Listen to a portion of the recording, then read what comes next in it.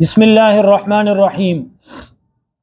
رمضان کی جو خصوصی عبادات اور خصوصی اعمال ہیں ان میں انفرادی شان رکھنے والے عمل کا نام اعتکاف ہے۔ اعتکاف کا مطلب یہ ہے کہ ایک انسان 10 دن کے لیے اللہ کا مہمان بن کر دنیا اور دنیا کی ساری چیزوں سے کٹ کر اللہ کے در پہ بیٹھ جاتا ہے اور اللہ سے اپنی مغفرت، اپنی بخشش کروانے کے لیے گڑ گڑاتا رہتا ہے، اللہ کی یاد میں دن اور رات گزارتا ہے، اس کے شب و روز اللہ کی ذکر میں، اللہ کی یاد میں، عبادت اور تلاوت میں گزرتے ہیں۔ وہ اپنی گناہوں پر روتا ہے، معافی مانگتا ہے اور اللہ کے در پہ پڑا رہتا ہے، گویا وہ زبان حال سے یہ کہہ رہا ہوتا ہے کہ یا اللہ میں اس وقت تک تیرے در سے نہیں اٹھوں گا جب تک تو مجھے معاف نہیں کرتا۔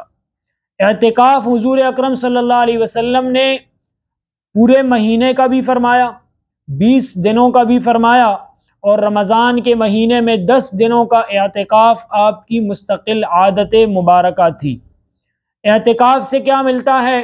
حضور نے فرمایا جو شخص 1 دن کا اعتکاف کرتا ہے اس کو 1 دن کے بدلے میں جہنم سے 3 خندقوں جتنا جہنم سے دور کر دیا جاتا ہے، اور 1 خندق کا فاصلہ زمین اور آسمان کے درمیان خلا یا مشرق اور مغرب کے درمیان کا فاصلہ ہے۔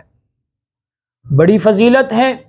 اور اس کے علاوہ فرمایا کہ معتکف اعتکاف کرنے والا جو کام نہیں کر سکتا ان دنوں میں، جیسا کہ باہر نکل کر کسی کے جنازے میں شرکت ہے، کسی کے تدفین میں شرکت، کسی بیمار کی عیادت، یہ وہ عمل ہیں جن پر بڑا اجر ہے، لیکن اعتکاف میں بیٹھنے والا شخص یہ نہیں کر سکتا، تو اللہ ان اعمال کا اجر و ثواب اسے بیٹھے بٹھائے عطا کرتا ہے۔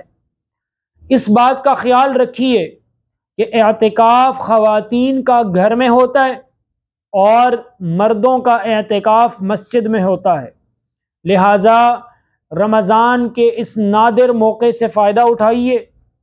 اعتکاف کر کے رمضان المبارک کے آخری عشرے میں لیلۃ القدر جیسی عظیم رات، جس کے بارے میں قرآن کا اعلان یہ ہے کہ یہ 83 سال کے برابر اور اس سے بھی بہتر ہے، اس کو پائیے۔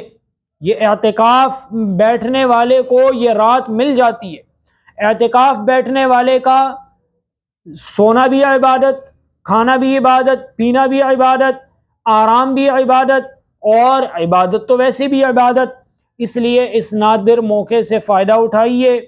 علماء سے پوچھ کر اعتکاف کے آداب اور شرائط کا لحاظ رکھتے ہوئے اعتکاف کیجیے، اللہ کے مہمان بنیے، اپنی مغفرت کروائیے، اپنی دعائیں قبول کروائیے، اپنی زندگی کو بدلیے، اور آئندہ سال کے لیے اپنی زندگی کا رخ بدل کر اللہ اور رسول کے حکموں والی، اللہ کی اطاعت، رسول کے اتباع والی زندگی گزاریے۔